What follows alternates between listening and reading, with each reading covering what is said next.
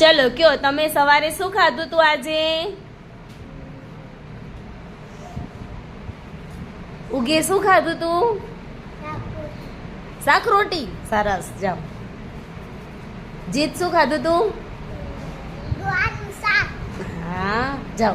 ગુવારનું શાક. વાહ ભાઈ. માની. ઓકે. રોટલી માની કોના જોડે ખાધી?